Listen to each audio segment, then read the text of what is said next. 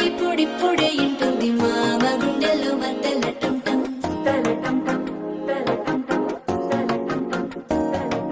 సిరిపోరికి మెల్లగా తెలిసింది ఆశ పెంచిన